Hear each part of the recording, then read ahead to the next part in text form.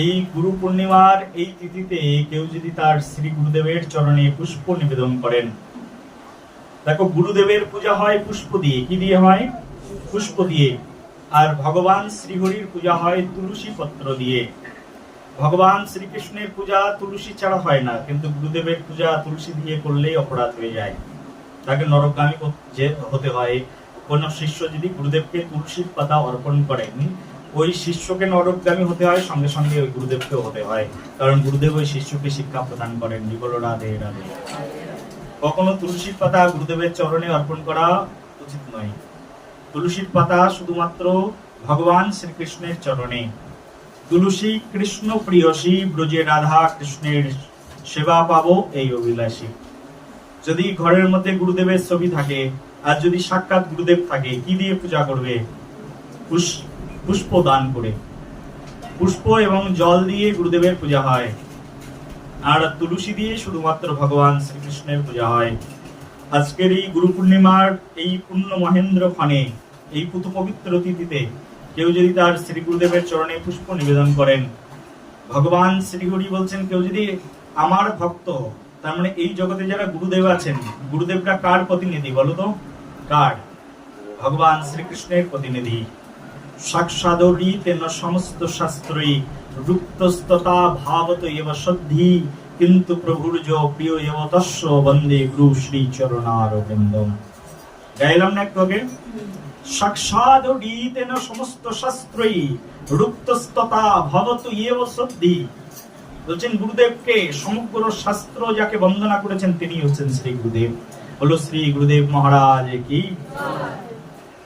যখন কৃষ্ণদাস কবিরাজ গোস্বামী প্রথমে চৈতন্য চরিতামৃত লিখতে শুরু করেন, লেখার প্রথমেই তিনি গুরুদেবের বন্দনা দিয়ে এক পরিচ্ছেদ কাটিয়েছেন, তারপরে ভগবানের মহিমা বর্ণনা করেছেন। প্রত্যেকটি পরিচ্ছেদে পরিচ্ছেদে, প্রত্যেকটি অধ্যায়ে অধ্যায়ে কৃষ্ণদাস কবিরাজ গোস্বামী তার গুরুদেব শিক্ষা গুরু চরণ পদ্মের বন্দনা করেছেন, এবং গুরুদেবের চরণ বন্দনা করে তিনি চৈতন্য চরিতামৃত শুরু করেছেন, এবং চৈতন্য চরিতামৃত শেষও করেছেন গুরুদেবের চরণ বন্দনায়। এই জগতে কোনো মানুষ যদি মনে করে আমি ভগবানকে লাভ করতে চাই, সর্বপ্রথমে তার যাকে আগে প্রয়োজন তিনি হচ্ছেন শ্রী গুরুদেব। বলো রাধে রাধে। গুরুদেবকে বাদ দিয়ে কেউ যদি মনে করে আমি ভগবান শ্রীকৃষ্ণকে প্রাপ্ত হতে চেষ্টা করব, সেটা শুধুমাত্র ব্যর্থ শ্রম ছাড়া আর কিছু নয়। কোটি জন্ম সাধন ভজন করলেও ভগবানকে লাভ করা সম্ভব নয় যদি কেউ শ্রী গুরুদেবকে বন্দনা না করেন। চৈতন্য চরিতামৃতে কৃষ্ণদাস কবিরাজ গোস্বামী বলছেন, জীবেরও নিস্তারও লাগি নন্দ সুত হরি। বলো আমার সঙ্গে সঙ্গে, জীবেরও নিস্তারও লাগি নন্দ সুত হরি, ভুবনে প্রকাশ হলেন গুরু রূপ ধরি। কবিরাজ কৃষ্ণদাস গোস্বামী চৈতন্য চরিতামৃতের মধ্যে বলছেন গুরুদেবকে, বলছেন জীবেরও নিস্তারও লাগি নন্দ সুত হরি। এই সমগ্র পৃথিবীর জীবকে করুণা করবার জন্য, পরিত্রাণ প্রদান করবার জন্য সাক্ষাৎ নন্দ সুত হরি স্বয়ং ভগবান তিনি প্রকাশ হয়েছেন। কি রূপে? তো বলছেন তিনি গুরু রূপ ধারণ করে প্রকাশ হয়েছেন। তুমি দেখছো যে তোমার গুরুদেব বসে আছে, না না, ওখানে গুরুদেব বসে নেই, ওখানে সাক্ষাৎ ভগবান শ্রীকৃষ্ণই বসে আছেন। বলো রাধে রাধে। কারণ গুরুদেবের মধ্যে গুরুদেব থাকেন না, গুরুদেবের মধ্যে সাক্ষাৎ কৃষ্ণ থাকেন। ভগবান শ্রীকৃষ্ণের যদি মনে হয় যে কোনো ভক্তকে আমি কৃপা করব, কোনো ভক্তকে দর্শন দেব, তাকে কিছু শেখাবো, ভগবান কৃষ্ণ সাক্ষাৎ বাঁশি নিয়ে দাপর যুগের মতো নামতে পারেন না সব সময়। সেই সময় যেমন নেমেছিলেন বাঁশি হাতে নিয়ে ভগবান শ্রীকৃষ্ণচন্দ্র শ্যাম সুন্দর, প্রত্যেক যুগে যুগে ইচ্ছা থাকলেও তিনি নেমে আসতে পারেন না।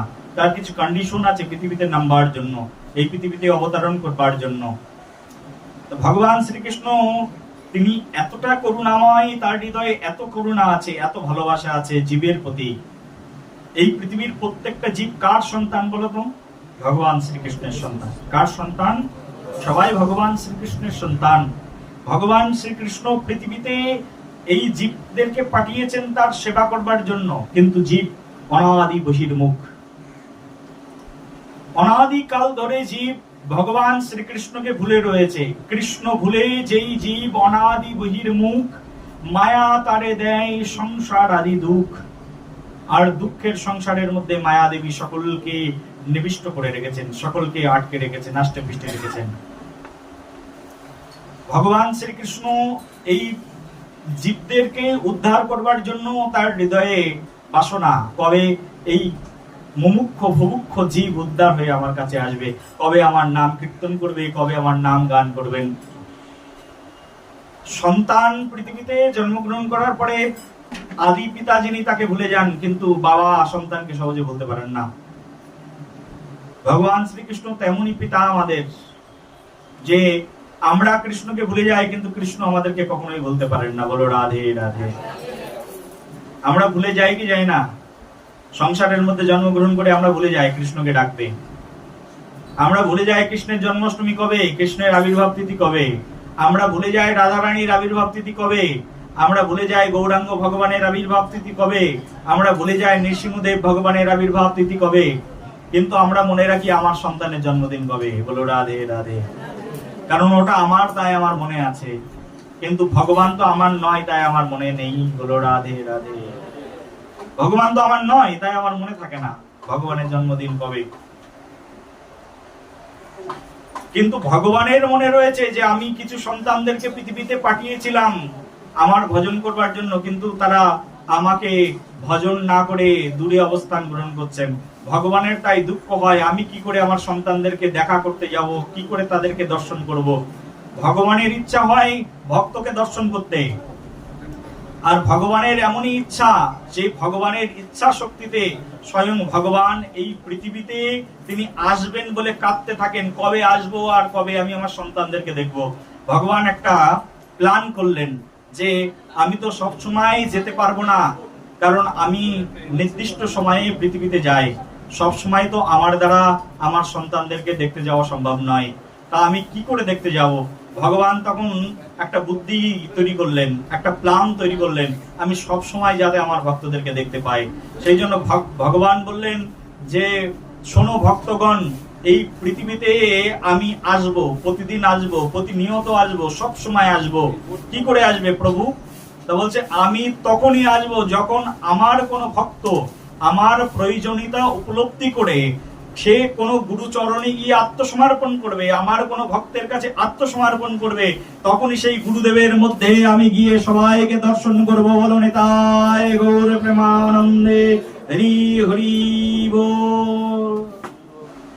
অ্যাটলিস্ট কোথাও তিলক পড়ে যাও আর না যাও, যদি গঙ্গা দর্শন করতে যাও তাহলে তিলক পড়ে যাবে, যদি কোনো তীর্থস্থানে যাও তিলক পড়ে যাবে, যদি গুরু আশ্রমে যাও তিলক পড়ে যাবে, শ্রী হরির মন্দিরে যাবে তিলক পড়ে যাবে, ধুতি পড়ে যাবে। আরে বাবা, তোমার এই প্যান্ট শার্ট, তোমার কোট টাই, এগুলো কোনো কাজে আসবে না ভগবানের কাছে। তোমার চাকরি বাকরি অর্থবিত্ত, এগুলো ভগবানের কাছে কোনো মূল্য নেই। তোমার যে প্রচুর সম্পদের অধিকারী আমার প্রভু স্বয়ং ভগবান শ্রীকৃষ্ণ, তার কোনো কিছুর অভাব নেই।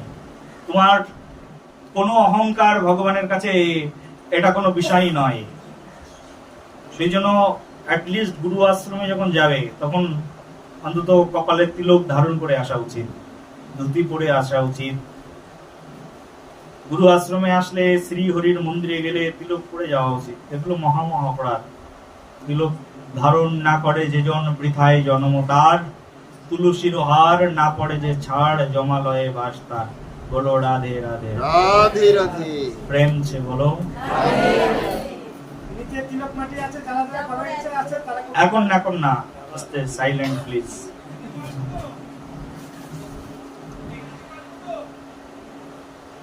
আর আমাদের একটা সহজিয়া মতবাদ আছে, সহজিয়া ভাব আছে। হ্যাঁ, যখন আশ্রমে যাব বা কোনো অনুষ্ঠানে যাব তখন এক দুইজন এরকম তিলকের বাটি নিয়ে বসে থাকে, আর যাওয়ার সঙ্গে সঙ্গে লম্বা তিলক একটা কপালে পরিয়ে দেয়। এগুলো হচ্ছে সহজিয়া ভাব। যখনই কোনো ভক্ত বাড়িতে স্নান করে, স্নান করেই তার প্রথম কর্তব্য হচ্ছে তিলক ধারণ করা। প্রথম কর্তব্য কি বলো? তিলক ধারণ করা প্রথম কর্তব্য, দ্য ফার্স্ট ডিউটি। বাড়িতে যখন স্নান করেছি তখনও তিলক ধারণ করো। আমি তো রাতের বেলায় এসে স্নান করি, তখনও তিলক করি। তখন তো আমি ঘুমাতে যাবো, তখন তো আমার বাইরে দেখার লোক নেই কেউ। কিন্তু আমার যদি তখন মৃত্যু হয়ে যায়, ওই রাতের বেলায় স্ট্রোক করলাম, মরে গেলাম, তখন কি হবে?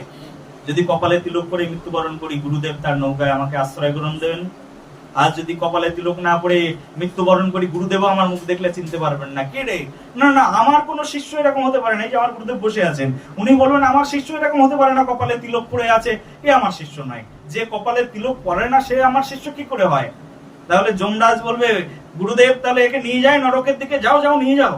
কপালে তিলক নেই, আমার শিষ্য কি করে হবে? কখনোই হতে পারে না। আমি আমার শিষ্যদেরকে শিখিয়েছি কপালে তিলক ধারণ করা। তো তিলক না পড়েই মরেছে, তো ওকে নিয়ে যাও, নরকেই নিয়ে যাও। বলো রাধে রাধে, প্রেম সে বলো।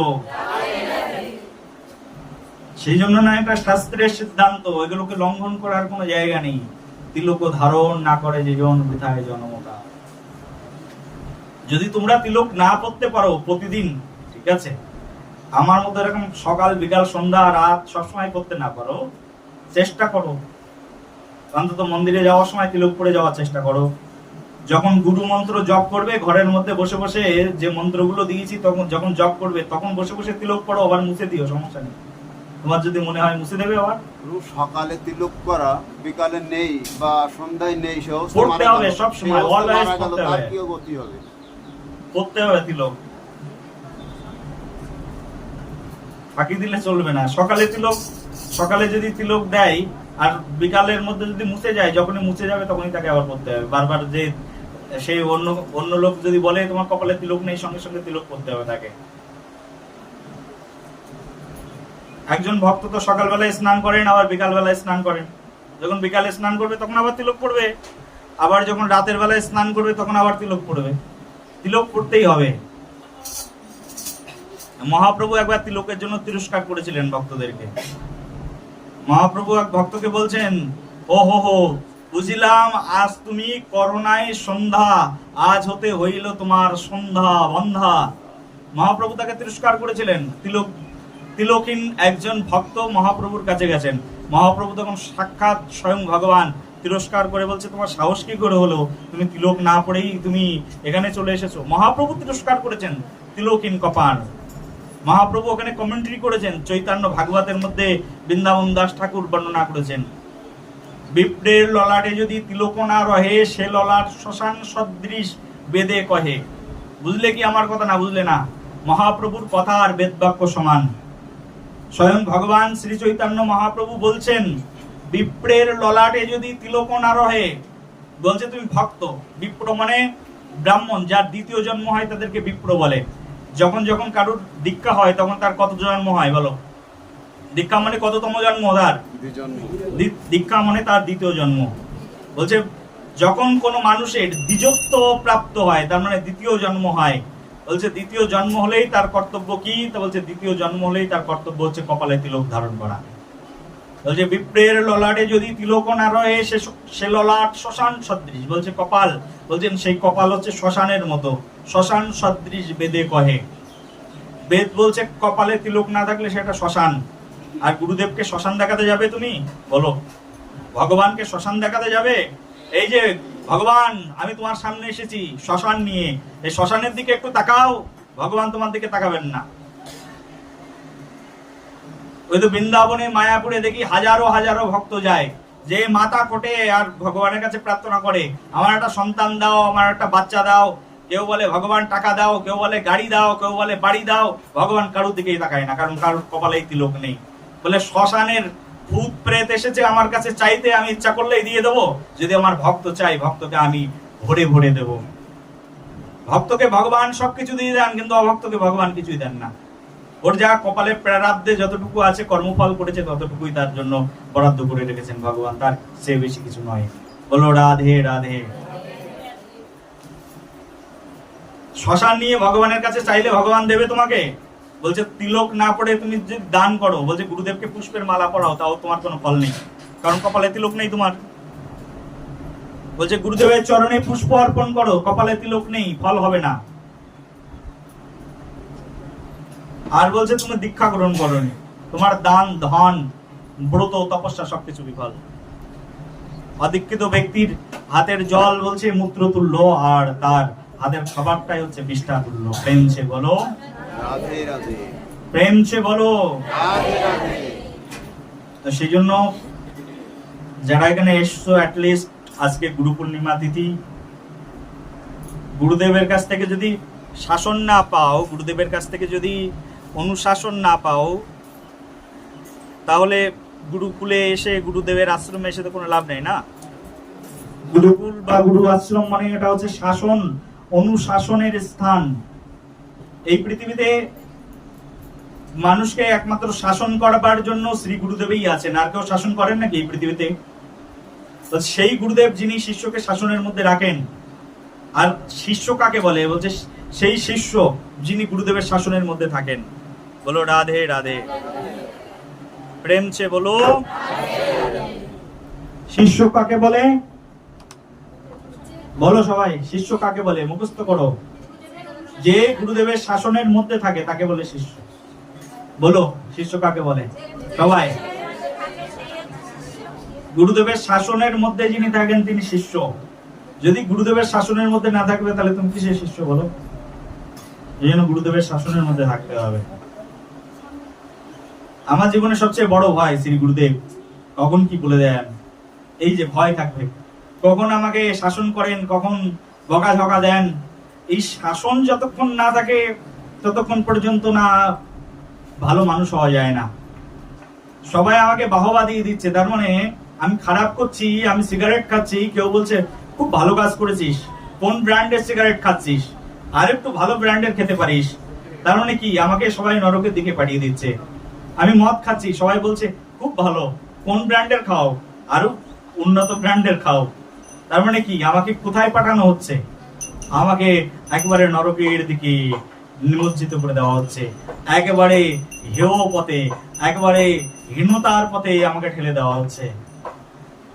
কিন্তু যখনই কেউ আমাকে বলছে বাবা তুমি মদ খাওয়া ছেড়ে দাও, এটা আমাদের শাস্ত্রের ভিতরে পড়ে না, তুমি মদ্যপান ছেড়ে দাও, আজ থেকে আর মদ খেও না, এটা আমাদের শাস্ত্রীয় বিধান নয়। আমাদের ভাগবত মহাপুরাণের ভিতরে বলছে আমাদের সনাতন ধর্মের 4টে স্তম্ভ রয়েছে, একটা হচ্ছে সত্য, একটা শৌচ, একটা দয়া, একটা তপ। এই 4টে জিনিস কেউ যদি পালন না করে বলা হচ্ছে সে প্রকৃতপক্ষে একজন সনাতন ধর্মের ব্যক্তিত্বই নয়। কি কি বললাম? 4টে স্তম্ভ, সত্য, শৌচ, দয়া, তপ। বলছে তুমি যদি সত্য নষ্ট হয়ে যাবে, তুমি যদি জুয়া খেলো, এই যে চলছে না আইপিএল খেলায় টাকা লাগিয়ে দিলাম, তো এরকম যদি প্রবণতা থেকে জুয়া খেলার, বলছে আমাদের সত্য নষ্ট হয়ে গেল, আমাদের ধর্ম নষ্ট হয়ে গেল, সত্য নষ্ট।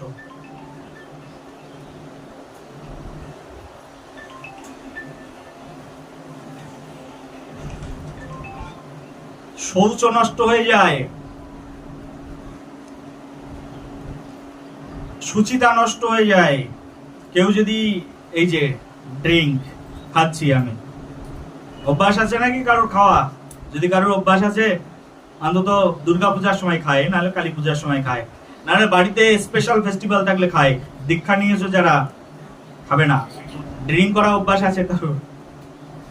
কেউ আর হাত তুলবে না এখন, বলো রাধে রাধে। স্মোকিং আছে? নেশা, যে বস্তু আহার করলে, যে বস্তু আস্বাদনে আমার নেশা বাড়ে, সেই বস্তু যদি পরিত্যাগ না করতে পারো তুমি এখন ভক্ত হতে পারোনি। এমনকি পান খাওয়াটাও ট্রিমেন্ডাস আকারে সেটা একটা নেশা, সেটাকে পরিত্যাগ করা উচিত, শাস্ত্রের ভিতরে বর্ণনা করা আছে ভাগবত মহাপুরাণের মধ্যে। প্রশ্ন করতে পারো ভগবানকে পান দেওয়া হয়, আমি খেয়েছি পান। আমি নিকুঞ্জ বনে মঙ্গল আরতিতে গেছি, তো ওখানে যখন মঙ্গল আরতিতে গেছি নিকুঞ্জ বনে, মঙ্গল আরতিতে যাওয়ার পরে ওই ওখানে রাধারানী প্রতিদিন আসেন, আর প্রতিদিন এসে রাধারানী শ্যামসুন্দর ওখানে বৃক্ষ হয়ে রয়েছেন, তো বৃক্ষ থেকে মানুষ হয়ে যায়, মানুষ হয়ে প্রতিদিন নৃত্য করেন, নৃত্য করে আবার বৃক্ষে রূপান্তরিত হন। কেউ দেখতে পারেন না, শুধুমাত্র মহান ভাগ্যশালী ব্যক্তি ছাড়া। তো রাধারানী কৃষ্ণকে নৃত্য করেছেন, ওই রাধারানী পান খেয়ে সেই চর্পিত তম্বুল ওখানে রেখে দিয়ে চলে গেছে। তো সেই তম্বুল আমি যখন মঙ্গল আরতিতে গেছি, ওখানে মঙ্গল আরতিতে খুব অল্প লোক যায়, তো মঙ্গল আরতিতে গেলে আমাকে একটু আমি প্রসাদ চেয়েছি পূজারীর কাছে, তো পূজারী আমাকে একটু পান দিয়েছে, পরমানন্দে পান ভক্ষণ করে নিয়েছি। খাওয়া যেতে পারে এই পান। কারণ আমি সেটা রাধারানীর চর্বিত তম্বুল ভক্ষণ করলাম, তাতে সমস্যা নেই। কিন্তু আমি ভগবানকে ভোগ লাগালাম না, সকালে খেলাম, দুপুরে খেলাম, রাতে খেলাম, এটাই অপরাধ। একটু নেশা লেগে গেছে, খেয়ে নি সকালবেলায়। আরে ভগবানকে পান ভোগ লাগানো হয়তো দুপুর বেলায়, তুমি দুপুর বেলার পানটা খাও, তাও একটুখানি খাও, যতটুকু তোমার ভাগে পড়বে। একটাই তো পান, এতগুলো অন্নের মধ্যে একটাই পান ভোগ লাগানো হয়, তাই না? তাই তো শাস্ত্রের সিদ্ধান্ত। এতগুলো অন্ন, তার মধ্যে পান লাগানো হয় কটা? একটাই পান দেওয়া হয়। তো একটা পান কিঞ্চিত কিঞ্চিত পরিমাণে কারোর কাছে যদি আসে, অল্প একটুখানি আসে, ওইটুকুই খাও। আমাদের যেটা শিষ্যরা আছে, খবরদার, যদি পান না ছাড়ো পরের মন্ত্রগুলো আর দেবো না। প্রেম সে বলো। চা খাওয়া অভ্যাস আছে? চা কে খাও? চা খাওয়া ছাড়ো। পানের ম্যাটারটা তো গেল, পানের ভিতরে তাও বৈধতা আছে, চায়ে কোনো বৈধতাই নেই। পানে তাও বৈধতা আছে, ভগবানকে পান ভোগ লাগানো হয়, সেই সূত্রে পান মাঝে মধ্যে খাওয়া যেতে পারে, কিন্তু চায়ে তো কোনো বৈধতাই নেই চা খাওয়াটা। বলতে পারো বৃন্দাবনে অমুক বাবাজি খেয়েছিল, আরে আমার গুরুদেব খায় না, তুমি খেও না। আমাদের গুরুদেব পান, চা, বিড়ি, সিগারেট খাওয়াকে অত্যন্ত ঘৃণিত অপরাধ বলে মনে করেন। তোমরাও সব ছাড়ো, আমি ছেড়ে দিয়েছি, তোমরাও ছাড়ো। বলো রাধে রাধে। প্রেম সে বলো। চা কখনো তুলসীর পাতা দিয়ে ভগবানকে ভোগ লাগিয়েছো কেউ? বলো বলো, কেউ লাগিয়েছো? কোন মন্দিরের মধ্যে চা কখনো তুলসীর পাতা দিয়ে ভগবানকে নিবেদন করা হয়? তুমি কেন খাবে? আমাদের এই কঠোরতাই হচ্ছে আমাদের ভজন, আর এটাই আমার শ্রী গুরুদেব শিক্ষা প্রদান করেন বৃন্দাবন ধাম থেকে। বলো শ্রী গুরু মহারাজ কি, পতিত পাবন শ্রী গুরুদেব কি।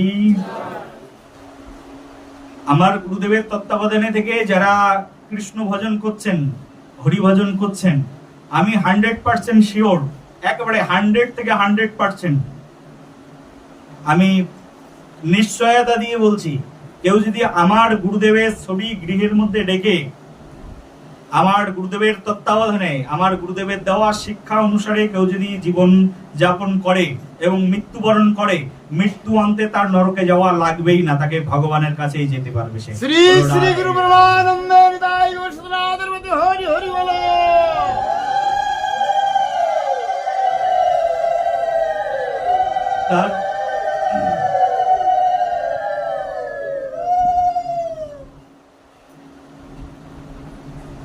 আমি তো আমার গুরুদেবের কাছে থেকে এত বেশি তার মহিমা জানবার সুযোগ লাভ করিনি, কিন্তু যতটুকু বৃন্দাবন থেকে, রাধাকুণ্ড থেকে তার মহিমা এতদিন ধরে কিঞ্চিত কিঞ্চিত যা শুনছি, যা জানছি, যদি আমার গুরুদেবের মহিমা কথাই শুধু বর্ণনা করি, তো গুরুদেবের মহিমা কথা বর্ণনা করলে আজকে সারাদিন সারা রাত লেগে যাবে, এইরকম তার মহিমা কথা। আমার শ্রী গুরুদেব, ওনার বয়স এখন 110 বছর। কত বললাম বলো? এরকমই একজন সিদ্ধ পুরুষ, 110 বছর আমার শ্রী গুরুদেবের বয়স। শ্রীধাম বৃন্দাবনে অবস্থান গ্রহণ করছেন রাধাকুণ্ডের মধ্যে। 70 বছর তিনি অখণ্ড ব্রজ পরিক্রমা করেছেন, গোবর্ধন পরিক্রমা। অখণ্ড ব্রজ তো খণ্ড কখনো খণ্ডন হয়নি, যাকে তাকে বলে অখণ্ড। 70 বছর করেছিলেন। আরে তোমার আয়ু 70 বছর বাঁচবে? তুমি বলো বাঁচবে? আর উনি 70 বছর অখণ্ড গিরিরাজ পরিক্রমা করেছেন, অখণ্ড, কোনোদিন খণ্ডন হয়নি 70 বছরের মধ্যে। 70 বছরের মধ্যে কোনোদিন বৃন্দাবনের বাইরে যাননি। এতটাই নিষ্ঠা গিরিরাজের প্রতি, এতটাই নিষ্ঠা ভগবানের প্রতি, এতটাই নিষ্ঠা রাধাকুণ্ডের প্রতি। 70 বছরের মধ্যে সে দিল্লি শহর চোখে দেখেননি, কলকাতা শহর চোখে দেখেননি, নিজের মাতৃভূমির শহর চোখে দেখেননি। 70 বছর ধরে তিনি শুধু অখণ্ড পরিক্রমা করেছেন। বলো রাধে রাধে। কত বড় সাধক এবার বুঝে নাও। তোমার আছে এরকম সাধনার স্টেমিনার আছে? তুমি এখানে 1 ঘন্টা বসে থাকলে 14 বার ভাবো, 15 বার ভাবো, 100 বার ভাবো যে আমার বাড়ির দিকে কি হচ্ছে, বাড়ি চলে যেতে হবে, অমুক জায়গায় যেতে হবে, তমুক জায়গায় যেতে হবে। গুরুদেবের কাছে বসে আসো, এই তো আমার সামনেই বসে আছো, তাই তোমার নিষ্ঠা নেই 1 ঘন্টা বসে থাকা, 1 ঘন্টা হরিকথা শ্রবণ করার। 70 বছর ধরে পারবে? লোকচক্ষুর অন্তরালে শুধুমাত্র গিরিরাজ পরিক্রমা করতে পারবে তুমি? তোমার দ্বারা সম্ভব? সাধারণ মানুষের দ্বারা সম্ভব? কোন স্তরের সাধনা থাকলে, কোন স্তরের মস্তিষ্ক থাকলে, কোন স্তরের ভাবনা থাকলে একজন ব্যক্তি বৃন্দাবনের বাইরে 70 বছর বেরোয় না? চিন্তা করতে পারো। একটাই নিষ্ঠা, শুধু গিরিরাজ পরিক্রমা করবো, আর কোনো জায়গায় যাবো না। কত মানুষ আসছে, প্রণাম করছে, টাকা দিচ্ছে, পয়সা দিচ্ছে, কোনো কিছুর প্রতি ভ্রুক্ষেপ নেই। তার একটাই উদ্দেশ্য, সেটা হচ্ছে আমাকে আমার কাজ কমপ্লিট করতে হবে। তো একবার পরিক্রমা নাই, 2 বার 3 বার করে পরিক্রমা প্রতিদিন, নিরন্তর। ঘুম কোথায়, ঘুমাচ্ছেন কোথায়? গিরিরাজ পরিক্রমা করতে করতে গিরিরাজের পাশেই ঘুমিয়ে পড়তেন আমার গুরুদেব। আমার গুরুদেবকে বৃন্দাবনে সবাই বেলা বাবা বলেই চেনে। বলছে বেলা বাবা আমাদেরকে ডাকতেন। তা আমরা দেখতাম এই বেলা বাবাকে আমরা সবাই চিনি গুরুজি।